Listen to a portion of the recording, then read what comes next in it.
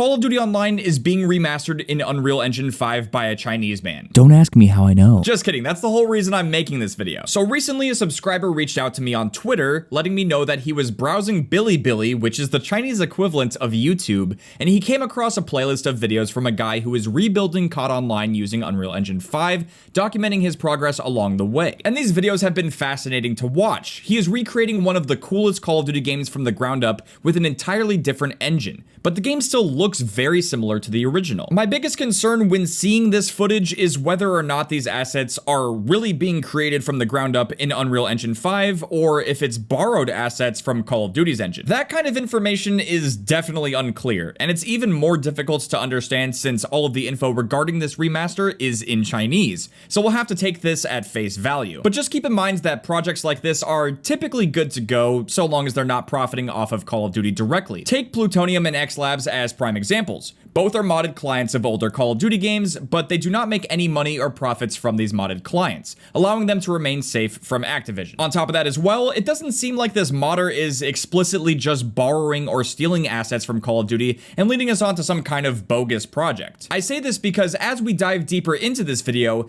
there are a number of incomplete maps that are clearly still in the early stages of development and will most likely need a lot more time to come to fruition. From what I've noticed, it seems like the more straightforward maps like Nuketown from multiplayer or Noxter and Toten from zombies might have been easier to recreate than some of the other maps in the game. This could be due to the smaller sizes of the maps, the amount of time they've both been around for, or possibly just the latter. But either way, it's promising to see not just complete maps, but also maps that are a work in progress. Red flags might have been going up if everything was just magically there and ready to go, but clearly he still has his work cut out for him. Now, realistically, our best shot at experiencing anything similar to Call of Duty Online will be once SM2 is ready to play, since it will be an accessible Call of Duty multiplayer experience with weapons from COD Online. At this current moment, there are COD Online weapon packs for Black Ops 3 Zombies on PC, and the existence of Battle Teams 2 on Chinese Steam is pretty good too, but neither of them will get as close to the original game as this remaster can potentially get. My assumption is that the guy who is working on Call of Duty Online Remastered, or Lost of Duty Origin campaign, is aiming to fully recreate the entire game and hopefully distribute the game to the entire world,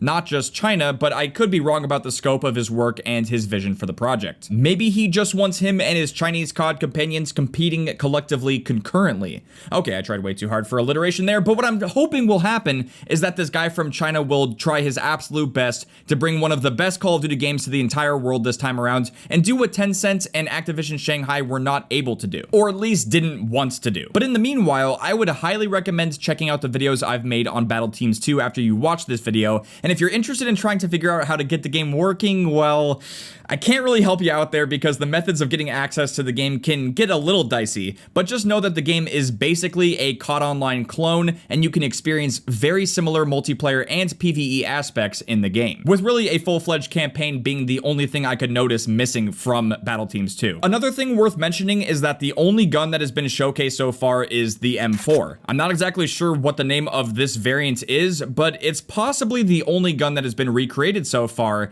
and the task of bringing all of the COD Online weapons back in Lost of Duty is surely going to be a daunting task. In a second, I want you to pause the video and type a comment right now guessing how many guns were in Chinese Call of Duty. Go ahead, pause it, write it down, take a guess. Okay, you got your guess? You ready? Here's the answer of how many guns were in COD Online. And honestly, this shocked me too because I didn't have an actual count of how many weapons there were in the game.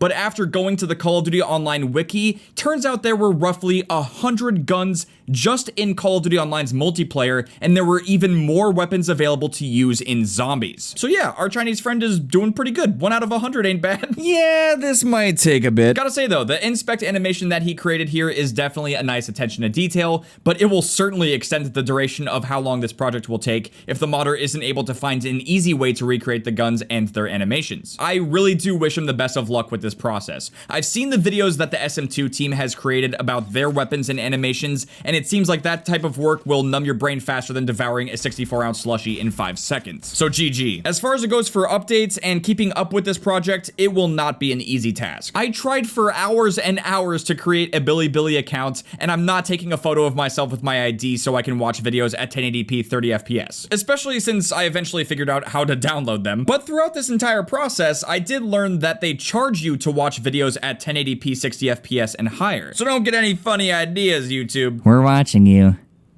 Always watching. But for real, I'll try to keep an eye on the project and keep you guys up to date on things, especially if the game does become playable in the near future. Even more so if this game gets distributed globally, which would be huge. Now, obviously, this is something that only really I see because of the comments and the messages and things that I get from the Chinese people who watch the channel, but I'm still just so shocked as to how many Chinese people have actually found my channel and found my content and not only enjoy watching my videos, but also care enough to give me insights on projects like this, as well as giving me exposure to a game like Battleteams 2. The whole reason why a project like Lost of Duty Origin Campaign is being created is because there are Chinese gamers who miss playing that game. And I had an absolute blast playing COD Online in its prime and over the years, and it should be a crime that it's the only COD game to be permanently shut down while a game like Vanguard still exists. But either way, we made some amazing memories on COD Online, and some really fun content was created as a result, and I'm just so glad that you guys enjoy watching it so much, that you support these videos and try to keep the memory of Chinese Call of Duty alive. It really does mean a lot, and you guys are the best for preserving the awesome legacy